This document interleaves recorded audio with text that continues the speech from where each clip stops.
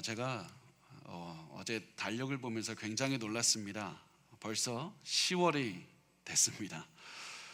엊그제 바로 그 2021년 송구영신 예배를 드린 것 같은데 벌써 2022년이 다가왔다는 것을 보면 정말 시간이 빨리 지나간다. 벌써 이렇게 시간이 지났다. 이런 생각이 많이 들었습니다. 벌써 올해가 거의 다 가고 이제 2022년을 준비해야 될 때가 다가왔던 겁니다. 그래서 우리가 싫건 좋건 준비가 되었던 준비가 되지 않았던 이제 조금 있으면 인생의 다음 장으로 넘어가게 됩니다. 조금 있으면 우리가 이제는 한 살이 더 먹게 되고 또 다른 우리의 삶의 그런 시간으로 넘어가게 됩니다. 또 시간의 흐름에 따라서 사람들마다 단순히 그냥 나이가 증가하는 것뿐만 아니라 많은 사람들이 삶이 변합니다. 학교를 졸업하는 분들도 있고 또 취업을 하시는 분들도 있고 결혼을 하기도 하고 또 새 집을 장만하기도 합니다. 또 어떤 분들은 은퇴를 시작해서 새로운 삶의 모습으로 나아가는 분들도 있습니다. 이제 우리가 우리 앞에 놓여진 수많은 다음 장, 삶의 다음 장으로 넘어가야 될 텐데 여러분은 그 준비가 되어 있습니까? 우리가 이제부터라도 그 다음 장으로 넘어갈 삶의 준비를 시작해야 됩니다. 삶의 다음 장으로 넘어가야 된다는 생각을 할 때 많은 분들이 실수하시는 것이 있습니다. 그게 뭐냐면 우리가 다음 장으로 넘어가니까 다음만 생각하고 우리의 미래만 생각한다는 겁니다. 우리가 무엇이 앞으로 되고 싶은지, 무엇을 갖고 싶은지, 아니면 무엇을 하고 싶은지 이런 것만 계속하면서 우리의 계획을 세웁니다. 그런데 우리가 미래에 대한 계획을 세울 때 가장 중요한 것은 미래에 무엇을 할 것인가가 아니라 과거에 나는 어땠었는가, 내가 지금까지 걸어온 길을 보아야 되고 그리고 그 과거를 볼 때 현재 우리의 모습이 보이고 우리의 현재 모습을 볼 때 미래를 우리가 어떻게 걸어갈 수 있는지가 보이는 겁니다. 그래서 우리가 삶의 다음 장을 준비하는 우리가 지금 해야 될 것이 무엇이냐면 내가 지금까지 걸어온 길을 한번 살펴보는 겁니다. 여러분은 어떤 길을 걸어왔습니까? 오늘 우리가 읽은 여호수아서 24장에 그 나타나는 이스라엘 민족들도 삶의 다음 장으로 다음 단계로 넘어갈 준비를 하고 있었습니다. 왜냐하면 그동안에 이스라엘을 이끌어서 약속의 땅을 정복하도록 정말로 많은 일들을 이끈 여호수아라는 사람이 조금 있으면 생을 마감하게 되기 때문입니다. 이 걸출한 하나님의 종, 걸출한 위대한 리더가 이제는 이 이스라엘에서의 그 사역을 마치고 하나님께로 갈 때가 가까이 왔습니다. 물론 당장 죽는 것은 아닙니다. 그렇지만 여호수아가 결국에서는 하나님께서 나를 데리고 가실 그 날이 가까이 왔다는 것을 깨닫게 됐고 그래서 그 사실을 안 다음 이제 사람들을 이 다음 단계로 이끌어 줘야 될 준비를 시켜야 되겠다, 그런 생각이 들었습니다. 하나님께서도 여호수아를 통해서 그런 말씀을 하셨습니다. 그래서 하나님은 여호수아를 통해서 사람들을 전체를 다 모으셨습니다. 우리 여호수아서 24장 1절 말씀을 같이 읽겠습니다. 시작. 여호수아가 이스라엘 모든 지파를 세겜에 모으고 이스라엘 장로들과 그들의 수령들과 재판장들과 관리들을 부르매 그들이 하나님 앞에 나와 선지라. 아멘. 지금 여호수아가 사람들을 불러 모았는데 여호수아가 지금 자기 앞에 내 말을 들으라고 지금 사람들을 부르질 않았습니다.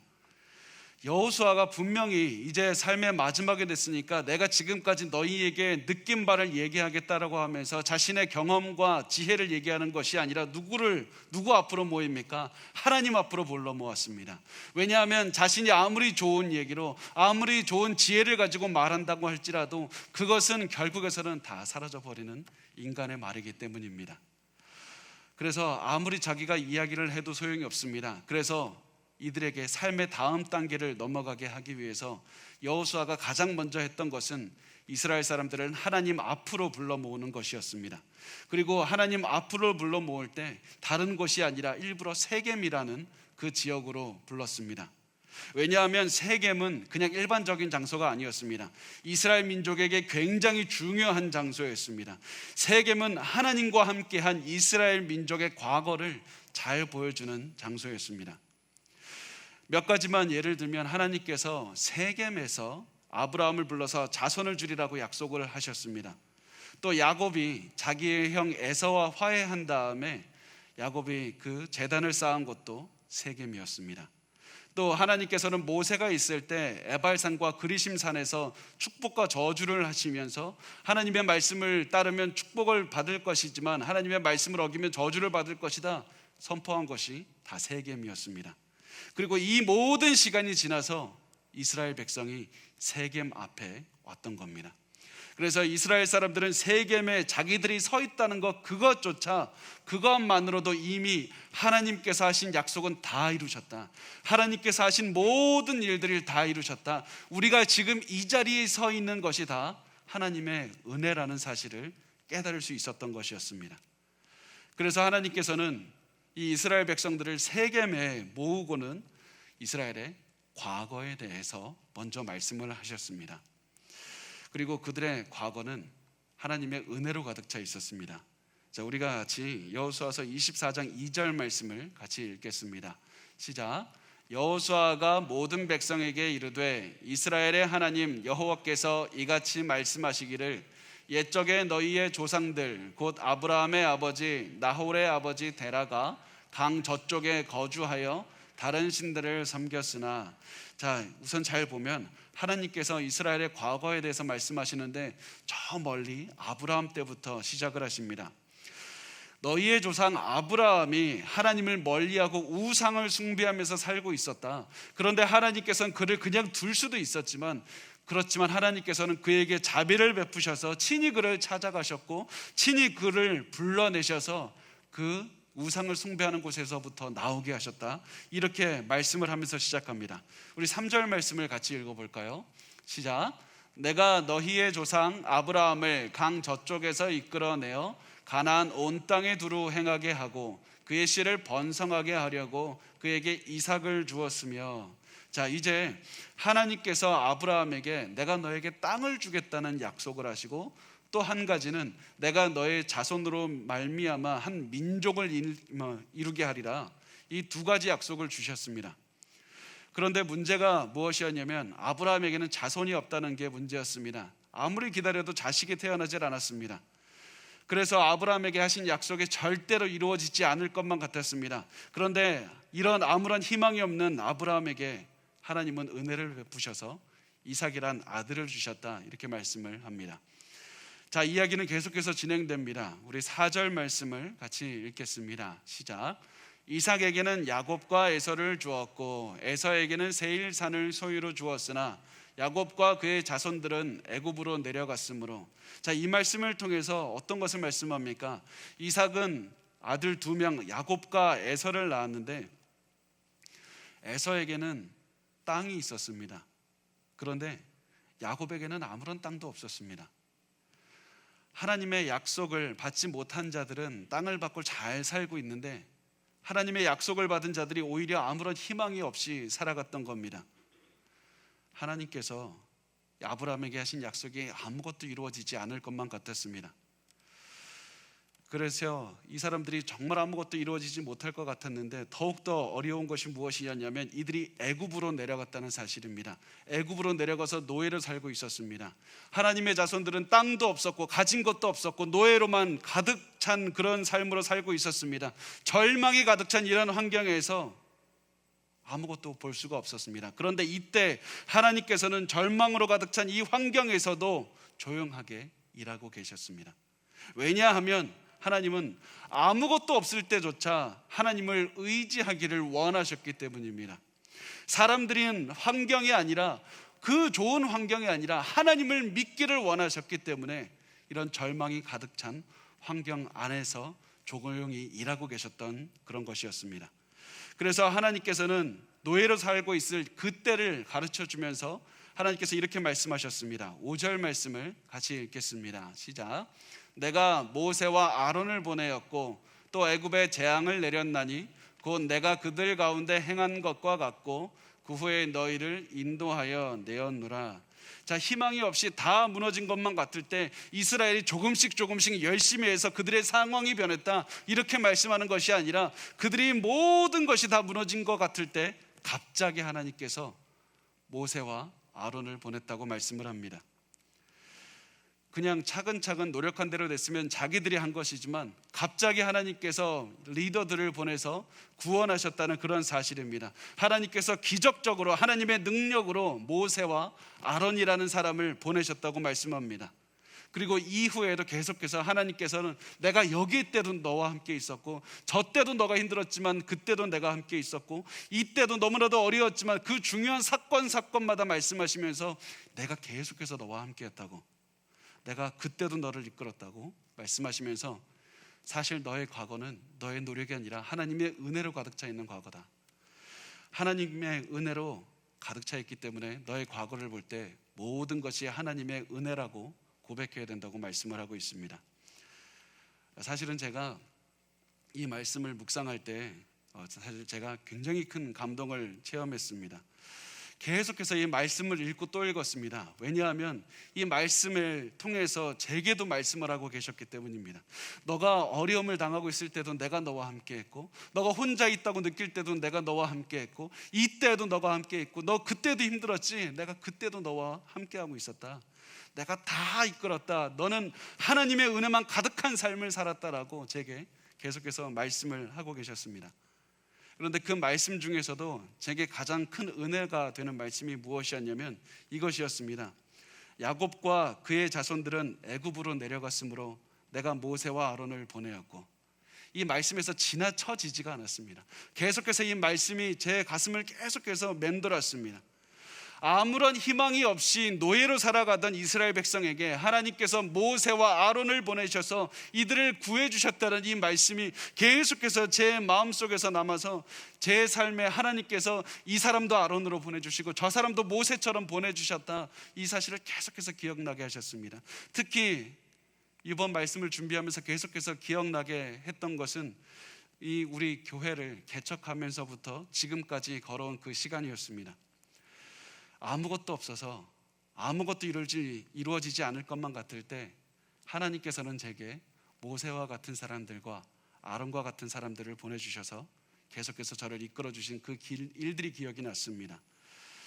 우선은 제가 하나씩 살펴봤을 때 처음에 제가 사실은 동탄을 품고 계속해서 개척을 위해서 기도하고 있었는데, 아무리 개척을 위해서 기도를 해도 아무것도 보이지 않을 때 어떻게 해야 될까? 그렇게 시작을 어떻게 해야 될지도 보이지 않을 때 제 옆에서 계속해서 할 수 있다고 격려해 주던 아내가 생각이 났습니다. 그 아내를 보여주시면서 하나님께서는 내가 모세와 아론과 같은 자들을 보내주었다, 이 말씀을 하셨습니다. 저는 정말 용기가 없는 사람입니다. 그런데 제 앞길이 보이지 않을 때마다 오늘날 올기까지 계속해서 제 옆에서 할 수 있다고 믿어주면서 계속 기도하고 제 옆에서 함께한 아내가 떠올랐습니다. 또 동탄에 대한 비전이 아무리 보이지 않아도 끝까지 포기하지 말라고 격려해 주던 저희 아버지와 어머니가 계속해서 기억이 났습니다. 그분들이 지금까지도 영적으로 저를 인도해 주고 계시고, 또 개척을 준비하면서 기도는 하고 있는데 하나님 어떻게 해야 됩니까?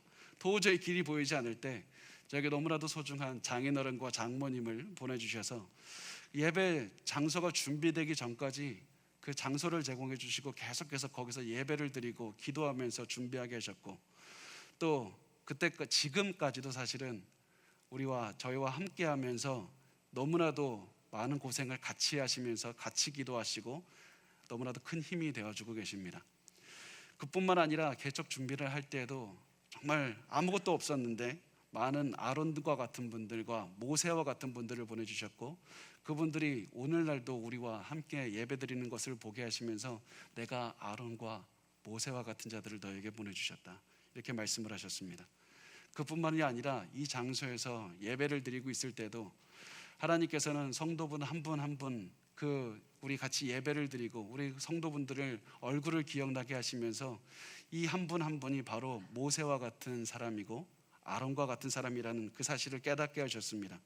단순히 성도분들과 같이 예배를 할 뿐만 아니라 이분들과 함께 하나님께서 이 지역에 주신 그 비전을 이루어가게 하실 것이라는 그런 마음을 강하게 주셨습니다.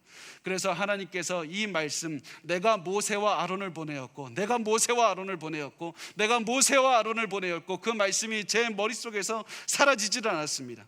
그래서 제가 계속해서 이 교회를 바라보면서 확신할 수 있는 것이 무엇이냐면 모든 것이 하나님의 은혜라는 사실입니다. 여러분이 지금 보고 있는 모든 것이 하나님의 은혜입니다. 그리고 여러분이 제게는 하나님의 은혜의 증거입니다. 아무것도 없는 제게 하나님께서 은혜를 주셨습니다. 그런데 제가 이것을 나누면서 여러분에게도 한번 질문을 하기를 원합니다. 하나님께서도 여러분에게 보내신 모세와 같은 사람, 아론과 같은 사람이 있지는 않습니까? 어떤 분들이 이렇게 생각할 수 있습니다. 내가 지금 아무도 나를 도와주지 않아서 정말 힘들고 외롭게 사는데 나에게 누가 그런 사람이 있습니까? 내가 공경을 겪고 있을 때 누가 나를 지금 돌봤습니까? 그렇지만 여러분이 공경을 겪고 있을 때 바로 옆에서 여러분의 손을 잡아주던 아내와 남편이 있지 않습니까? 모든 사람이 할 수 없다고 할 때 여러분의 곁을 지켜주던, 그리고 여러분을 끝까지 믿어주던 가족이 있지 않습니까? 여러분 가장 어려울 때 여러분 곁을 끝까지 지키는 친구들이 있지 않습니까? 한 집사님이 예전에 제게 이런 말씀을 한 기억이 납니다. 내가 정말 삶의 절망 가운데에서 정말 죽기 일보 직전일 때 순수한 눈으로 나를 끝까지 바라보고 있었던 제 자식의 눈을 잊을 수가 없습니다. 그리고 내가 그 자식을 보면서 살 힘을 얻었습니다. 그 아이조차 하나님께서 아론과 모세로 보내신 것이었습니다. 그리고 저와 여러분을 오늘 만나게 하시고 같이 예배를 드리게 하시고 이 은혜를 나누게 하지 않으셨습니까? 여러분이 모든 사람들의 얼굴에 머리에 한번 그려보십시오. 하나님께서는 여러분에게 그 사람 한 명 한 명의 머리를, 그 얼굴을 기억나게 하시면서 우리에게 이렇게 말씀하고 계신 겁니다. 너가 애굽에서 절망 가운데 있을 때 내가 너에게 모세와 아론을 보내었고, 너가 너무나도 힘들 때 내가 모세와 같은 자 아론을 그렇게 보내면서 내가 너와 함께 했다고 말씀을 하고 있습니다. 우리는 서로에게 모세와 같은 자, 아론과 같은 그런 사람입니다.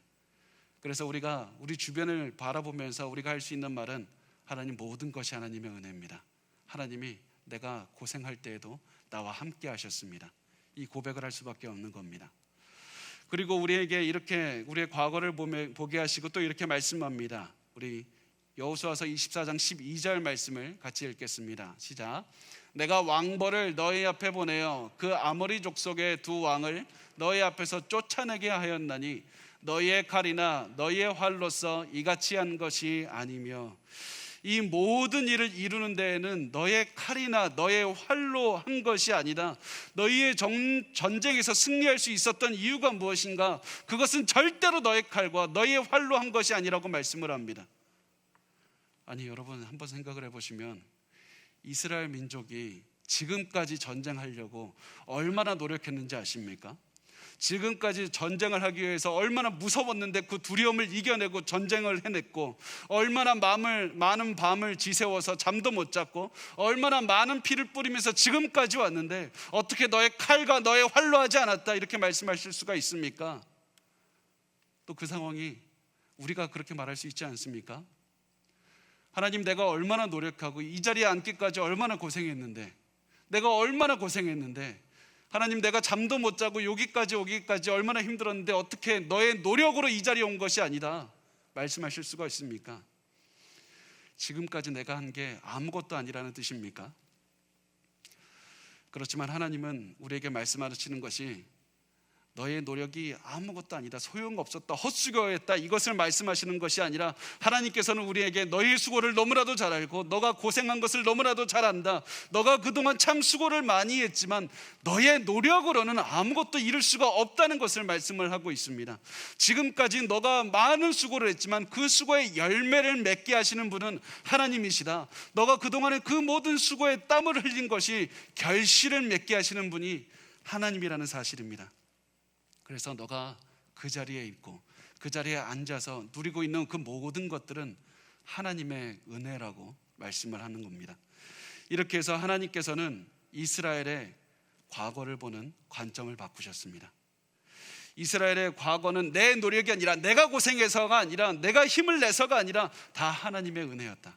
내가 지금까지 핍박받고 박해받은 게 전부가 아니라 하나님의 은혜로 그 모든 상황을 이겨낼 수 있었다. 그렇게 하나님의 은혜로 과거를 바라보게 하셨습니다. 그리고 그 눈으로 우리의 현재를, 이스라엘 사람들의 현재를 바라보게 하셨습니다. 그 현재가 13절 말씀에 나옵니다. 우리 같이 읽겠습니다. 내가 또 너희가 수고하지 아니한 땅과 너희가 건설하지 아니한 성읍들을 너희에게 주었더니 너희가 그 가운데에 거주하며 너희는 또 너희가 심지 아니한 포도원과 감람원의 열매를 먹는다 하셨느니라. 너희가 수고하지 않은 땅과 건설하지 않은 성읍을 내가 너희에게 다 주었다고 말씀합니다. 너희가 지금 먹고 마시고 거주하고 잠자고 있는 그 모든 것들이 다 하나님의 선물이라는 겁니다. 너희의 노력으로 절대 가질 수 없었던 그 모든 것들을 너희가 누리는 이유가 무엇인가? 다 하나님의 은혜 때문이다. 너의 현재도 하나님의 은혜라고 말씀합니다. 그래서 지금까지 그 모든 과거가 하나님의 은혜라는 시각으로 보게 하셨고, 그 관점을 가지고 현재를 바라보게 하셔서 현재도 하나님의 은혜다. 그렇다면 그 미래로 이제 시선을 옮기게 되는데, 하나님께서 내리는 그 결론이 무엇입니까? 14절 말씀에 나와 있습니다. 우리 14절 같이 읽겠습니다. 그러므로 이제는 여호와를 경외하며 온전함과 진실함으로 그를 섬기라. 너희의 조상들이 강 저쪽과 애굽에서 섬기던 신들을 치워버리고 여호와만 섬기라. 여호수아는 지금 이렇게 말합니다. 그러므로 너희의 과거가 하나님의 은혜고 너희의 현재가 하나님의 은혜이다. 그러므로 너는 이제부터 이렇게 살라. 어떻게 살아야 됩니까? 하나님께 너의 미래를 다 드리고 살라. 하나님께만 순종하며 살라. 하나님만 섬기고 하나님만 사랑하라는 결단을 내리라. 근데 그 말씀을 이미 우리 오늘 14절에서는 두 가지로 구체적으로 이렇게 명령을 내리고 있습니다. 첫 번째, 여호와를 경외하라. 두 번째, 우상을 버리고 하나님을 섬기라. 이 두 가지 명령으로 하나님은 말씀합니다. 자, 첫 번째 명령부터 보겠습니다. 우선 여호와를 경외하라고 말씀을 하셨습니다. 하나님을 경외하는 것은 우리가 쉽게 말하면 하나님을 두려워하는 것을 말합니다. 하나님을 두려워한다는 것을 경외한다고 말을 하는 겁니다. 그런데 하나님을 두려워한다는 말은 하나님이 너무 무서워서 공포에 떨어서 부들부들 떤다, 그런 대상으로 알고 떨라는 말씀이 아닙니다. 하나님을 경외한다는 말은, 하나님을 두려워한다는 말은 하나님을 높인다는 말이고, 하나님 앞에서 나를 낮춘다는 말이고, 하나님의 권위 앞에 순종해서 내가 무엇이든지 하겠습니다, 하나님께 복종하며 살겠습니다, 이렇게 마음가짐을 갖는 것이 하나님을 경외한다는 겁니다. 이런 경외하는 마음을 가지고 있으면 그것이 자연스럽게 행동으로 드러나게 되어 있습니다. 가슴 속에 있는 것은 당연히 몸으로 드러나게 되어 있습니다. 그리고 그 행동을 오늘 말씀에서는 온전함과 진실함으로 하나님을 섬기라고 말씀을 합니다. 온전함과 진실함으로 하나님을 섬기라. 온전함과 진실함으로 섬기라는 말은 굉장히 쉽게 표현하면 이겁니다. 너희가 완전하게 하나님만 섬기라. 온전하게 전부를 다해서 완벽하게 하나님을 섬기라. 한결같은 마음으로 끝까지 변하지 말고 지금까지 너를 지켜준 하나님을 바라보면서 그 마음 변치 않고 하나님을 섬기라. 이렇게 말씀을 하셨습니다. 또 두 번째, 하나님께서 주신 명령은 우상을 버리라고 말씀을 하셨습니다. 우리는 보통 이스라엘 사람들이 우상 숭배를 했다고 했을 때 어떻게 생각하냐면 하나님을 아예 그냥 버리고 우상만 숭배했다고 생각을 합니다.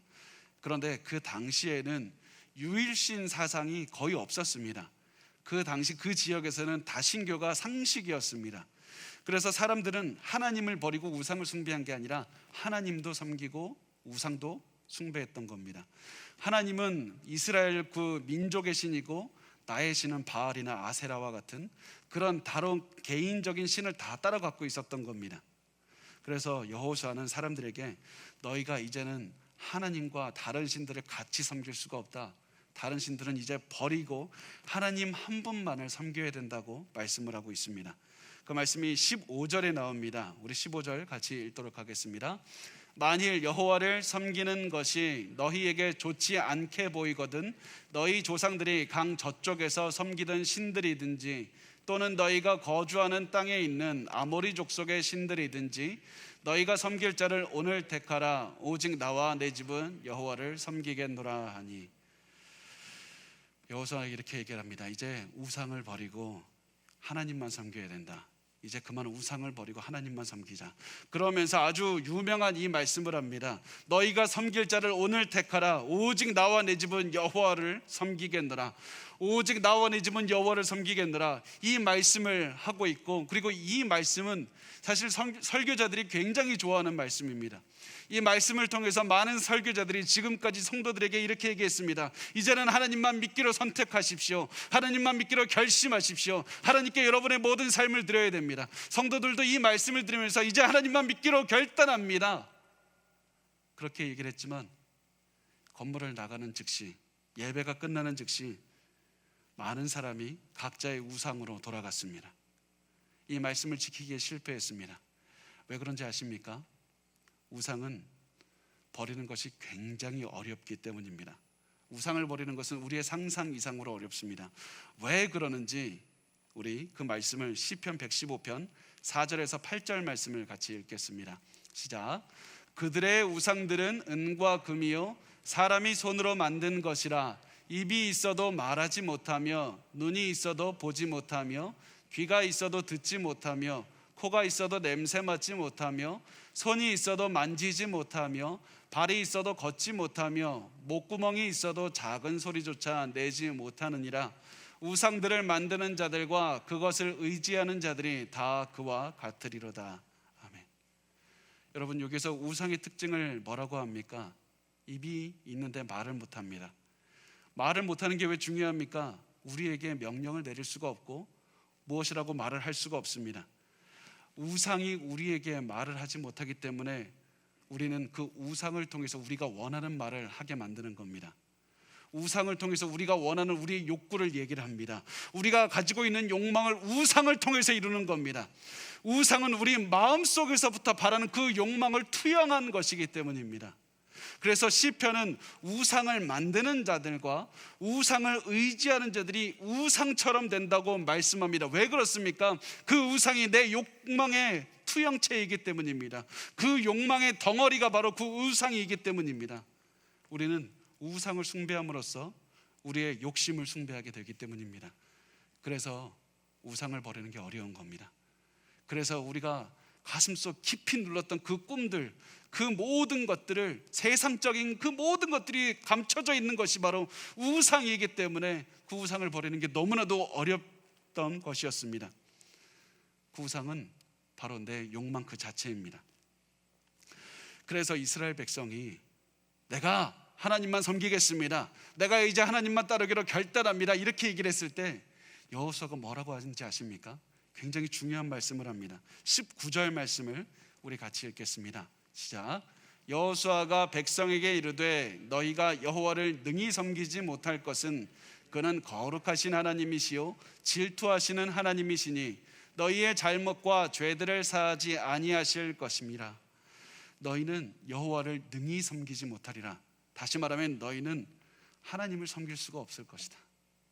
하나님을 섬길 수가 없을 것이다. 왜냐하면 하나님은 너희가 섬기는 그 우상과는 전혀 다른 그런 분이기 때문이다. 하나님은 질적으로 다른 분이다. 하나님은 거룩한 분이고 깨끗한 분이고 의로운 분이기 때문에 하나님을 따르기 위해서는 너의 삶도 거룩해야 된다. 또 하나님께서는 질투하시는 하나님이다. 너의 마음 전부를 원하신다. 너의 마음이 이것과 저것으로 나누어 살면 안 되고 반드시 너의 마음은 전부 다가 하나님께로 드리면서 하나님만 따라서 살아야 된다. 그러므로 우리가 하는 선택은 결코 작은 것이 아니다. 너희가 지금 하나님만 따르기로 한 선택은 엄청난 값을 요구하는 거니까 우선 너희가 하나님을 따르겠다고 말하기 전에 그 하나님을 따를 때 드는 그 값이 얼마인지 먼저 계산하라. 하나님을 선택하기 전에 하나님을 선택할 때 생기는 그 값을 먼저 계산하라. 하나님을 따르려면 너희가 가지고 있는 모든 것을 다 버리고 하나님만을 따라야 한다는 그 사실을 인식하고 하나님만 따라가야 된다고 말씀을 하고 있습니다. 그리고 이 말을 듣고 백성들은 우리가 그래도 하나님만 섬기겠습니다, 하나님만 섬기겠습니다, 내 인생은 하나님밖에 없습니다, 그렇게 말을 했고, 이 대답을 들은 여호수아가 이렇게 말합니다. 23절 말씀 우리 같이 읽겠습니다. 시작. 여호수아가 이르되 이러면 이제 너희 중에 있는 이방 신들을 치워버리고 너희의 마음을 이스라엘의 하나님 여호와께로 향하라 하니. 여호수아는 다시 말합니다. 너의 마음속에 있는 우상을 버리라. 우상을 버리라. 그리고 하나님만 따르라. 이렇게 말씀을 하셨습니다. 그리고서는 굉장히 중요한 한 가지를 하십니다. 돌을 세우시면서 사람들에게 이 돌을 보면서 언약을 계속해서 기억하라. 이 돌을 반드시 세우고 그 돌을 보면서 언약을 계속해서 기억해야 된다. 이렇게 말씀을 하셨습니다. 우리 27절 말씀 우리 같이 읽겠습니다. 시작. 모든 백성에게 이르되 보라, 이 돌이 우리에게 증거가 되리니 이는 여호와께서 우리에게 하신 모든 말씀을 이 돌이 들었음이니라. 그런즉 너희가 너희의 하나님을 부인하지 못하도록 이 돌이 증거가 되리라 하고, 너희가 항상 이 돌을 보고 계속해서 하나님을 믿는 선택을 해야 된다. 너희가 이 돌을 볼 때마다 내가 내 삶은 하나님께로 드리겠다는 그 선택을 한 그 사람이라는 생각하고 계속해서 하나님을 믿는 선택을 해야 된다. 우리 이렇게 생각할 수 있습니다. 이미 삶의 큰 결정을 했는데 하나님을 따르기로 했지 않았습니까? 근데 굳이 왜 이 돌을 보라고 말씀합니까? 그 이유가 무엇이냐면, 이 사람들은 지금 이 순간에 하나님을 따르기로 한 선택을 지금 이 순간만 하는 것이 아니라 이제 가정으로 돌아가서 삶의 자리로 돌아가서 계속해서 나는 하나님만 따르는 선택을 할 것인가, 우상을 따르는 선택을 할 것인가, 이 선택을 계속해서 했어야만 됐기 때문입니다. 매일만 했던 것이 아니라 매 순간 결정을 내릴 때마다 나는 하나님을 위해 선택할 것인가, 우상을 위해 선택할 것인가, 내 욕망을 이루기 위해 선택할 것인가, 하나님을 위해 선택할 것인가, 계속해서 삶에서 매 순간마다 선택을 해야 됐기 때문에 하나님께서 그 돌을 볼 때마다 계속해서 너는 하나님을 위해 살아야 된다, 하나님을 위해 선택해야 된다, 그 돌을 보고 계속해서 기억하라고 말씀을 하셨던 것이었습니다. 그리고 이 말씀은 우리에게도 그대로 적용됩니다. 오늘 우리가 이 시간에 내가 하나님을 따르겠습니다 이렇게 선택할 뿐만 아니라 이 예배가 끝나고 나서도 계속해서 하나님을 기억하십시오. 계속해서 하나님을 위한 선택을 해야 됩니다. 계속해서 하나님을 따라야 됩니다. 어떤 분들에게는 이 말씀이 어렵게 느껴질 수도 있습니다. 어떻게 계속 매 순간 하나님을 따라야 되는 선택을 할 수가 있습니까? 내가 그냥 한 번 선택하면 그게 평생 내 인생을 좌우하면 좋겠는데 내가 그냥 평생 하나님만 계속 선택하면서 따라가는 게 너무 어렵습니다. 이렇게 생각을 할 수가 있습니다. 그런데 잘 생각해 보면 우리가 매 순간 새로운 선택을 해야 된다는 사실은 오히려 우리에게 기쁨이 되고 용기가 됩니다. 왜 그런지 아십니까? 내가 지금까지 잘못 살고 내가 지금까지 잘못된 선택을 했어도 지금 바로 이 순간 선택을 해야 될 때, 새로운 선택을 할 때 하나님을 위한 선택을 하면 되기 때문입니다. 그 새로운 선택을 하는 순간 우리의 인생은 새롭게 변하기 때문입니다. 우리는 계속해서 옳은 선택을 할 수 있는 기회를 하나님께 부여받고, 우리가 아무리 지금까지 잘못 살았다 하더라도 지금부터 시작하면 된다고, 지금부터 새로운 선택을 하면 된다. 선택을 할 때마다 하나님께서 새로운 삶을 살아갈 수 있는 기회를 주신다는 사실입니다. 그래서 하나님은 계속해서 지금이라도 하나님을 위해 살라, 지금이라도 하나님을 위해 살라, 너가 방금 실수했지만 괜찮다, 다시 한번 하나님을 위해 살라, 이 말씀으로 계속해서 기회를 주면서 하나님께로 이끌고 가시고 계시다는 사실입니다. 그리고 매일매일 최선을 다해서 하나님을 사랑하는, 하나님을 위한 선택을 하다 보면 어느샌가 여러분이 바뀌어 있다는 사실을 깨닫게 될 겁니다. 왜냐하면 여러분이 하는 그 모든 선택들이 모여서 여러분을 만들 것이기 때문입니다. 분명히 우리가 최선을 다해서 선택을 했지만 나중에 시간이 지나면 그 선택들이 뒤로 돌아서서 우리를 만들게 됩니다. 여러분의 그 하는 선택들을 통해서 하나님께서는 여러분을 만들어가고 계시다, 그 사실을 기억하십시오. 우리가 그래서 아무리 지금까지 잘못 살았어도 올바로 살고 싶다면 지금부터 올바른 선택을 매일매일 하면서 살아가기만 하면 됩니다. 우리가 지금까지 돈을 좋아하면서 인생을 낭비했다면 지금부터 돈이 아닌 하나님을 계속해서 선택하십시오. 그러면 하나님께서는 그 선택을 통해서 여러분이 돈이 아니라 하나님만 사랑하는 사람으로 바꾸실 것입니다. 용기가 없는 분이 있습니까? 나는 왜 이렇게 용기가 없을까? 나는 왜 이렇게 자신감이 없을까? 두려워하는 분이 있습니까? 하나님을 믿고 하나님을 사랑하고 용기 있는 선택을 매일매일 하십시오. 그러면 그 선택이 어느 정도 쌓였을 때 하나님께서는 그 용기 있는 선택을 사용해서 여러분을 용기 있게 만드실 겁니다. 여러분, 우상으로부터 벗어나고 싶으신 분이 있습니까? 그렇다면 지금이라도 하나님께 가까워지는 선택을 매일매일 하십시오. 그렇게 하나님께 가까워지는 선택을 하고 나면 시간이 지났을 때 하나님은 그 선택을 사용해서 여러분을 하나님과 가깝고 우상으로부터 먼 그런 사람으로 만드실 것입니다. 그래서 우리가 매일매일 해야 되는 것이 무엇인가? 그것은 하나님을 사랑하고 하나님을 위한 선택을 주어진 상황에서 계속해서 하는 것밖에 없습니다. 평생 하나님을 사랑하고 평생 하나님만을 위해 선택하며 살았던 그 여호수아, 그 사람이 죽었을 때 하나님은 그에 대해서 이렇게 말씀을 하셨습니다. 29절 말씀 우리 같이 읽겠습니다. 시작. 2일 후에 여호와의 종 눈의 아들 여호수아가 110세에 죽음에, 눈의 아들 여호수아에게 하나님 말씀하십니다. 그가 내 종이었다. 그가 내 종이었다. 그가 내 종으로서 난 평생을 살았다. 나와 내 집은 여호와만을 위해 섬기면서 살아가겠노라. 평생 하나님만을 선택하며 하나님만을 위해서 살았던 그 사람을 보고서는 하나님께서 이 사람이야말로 내 종이다. 이 사람이야말로 내 마음에 맞는 사람이다. 하나님께서 인정하셨던 것이었습니다. 오늘 그래서 이제 설교를 마무리하면서 우리가 설교에 가장 처음에 시작했던 그 질문으로 돌아가 보려고 합니다. 여러분이 이제 삶의 다음 단계를 어떻게 준비하시겠습니까? 가장 먼저 여러분의 과거를 보십시오. 여러분의 과거에서 도저히 절망할 수밖에 없고 아무도 나를 지켜주는 사람 없었고 돈도 없었고 정말 너무나도 힘든, 그래서 슬픔이 가득한 그 상황 속에서도 하나님은 나를 건져내셨고 하나님은 나를 도와주셨고 하나님은 내게 아론과 모세와 같은 자를 보내서 나와 함께하게 하셨다. 그래서 그 과거를 통해서 하나님의 은혜를 바라보십시오. 그리고 그 눈으로 여러분의 현재를 바라보는 겁니다. 하나님께서 지금도 내가 도저히 가질 수 없는 것, 내가 가질 자격조차 없는 것들로 누리게 하시고 지금 그것들로 기뻐하게 하신 그 하나님을 바라보시고 그 눈으로 여러분의 상황 전체를 바라보는 겁니다.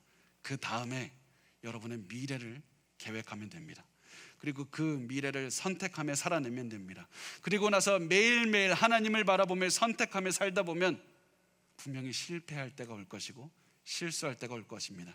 여러분 스스로 자책할 때가 올 것입니다. 잘못된 선택을 하게 될 겁니다. 그런데 그때 하나님께서는 우리에게 말씀하십니다. 그 돌을 보고 다시 한번 하나님을 위해 선택하라. 그 돌을 보고 너희에게 준 하나님의 언약을 보고 다시 한번 하나님을 위해서 선택하면 된다. 다시 시작하면 된다. 매일매일의 선택이 하나님께서 나에게 주시는 새로운 기회라는 생각을 가지고 매일매일 하나님을 위해 선택하기만 하면 됩니다. 그렇게 하나님을 위해 선택하면서 살다 보면 어느 순간 여러분이 바뀐 것을 알게 될 겁니다. 어느새 여러분이 그렇게 스스로 꿈꾸던 자신감 있고 용기 있고 여유 있고 감사하며 찬양이 넘치며 기뻐하며 하나님만을 사랑하며 살며 모든 사람들을 품을 수 있는 그런 사람으로 바뀐 모습을 보게 될 겁니다. 그리고 그때 우리의 삶을 보면서 하나님께서 나의 삶에 역사하셨습니다. 또 하나님의 은혜를 깨닫게 될 겁니다. 그래서 우리가 오늘 이 순간, 매 순간마다 이 고백을 기억하면서 사셨으면 좋겠습니다. 우리가 여호와만 섬기겠나이다. 내가 여호와만 섬기겠나이다. 내가 매 순간 주어진 순간마다 여호와를 섬기는 선택을 하면서 살아가겠습니다. 우리가 하나님을 사랑하는 선택으로 우리의 삶을, 나의 하루를, 내 한 시간 모든 것을 가득 채우면서 살아가겠습니다. 그것만이 중요합니다. 매일 우리가 하나님을 사랑하는 선택으로 우리의 하루를 가득 채우고 우리의 삶 전체를 가득 채우는 것이 가장 중요합니다. 그렇게 매일매일 살다 보면 언젠가 여러분이 하나님 앞에 서게 될 것이고 하나님께서는 여러분을 통해서 여러분을 보시고 이렇게 말씀하실 겁니다. 이 사람이 바로 하나님의 종이다. 그게 제가 가지고 있는 야망이고 제가 가지고 있는 꿈입니다. 언젠가 하나님을 만났을 때 하나님께서 잘했다 이런 것보다 하나님의 종 윤성민, 이 말만 들었으면 너무나도 좋겠습니다. 우리 그 날을 꿈꾸면서 오늘도 하나님을 위한 선택을 하면서 살았으면 좋겠습니다. 하나님의 은혜가 여러분과 함께 하실 겁니다.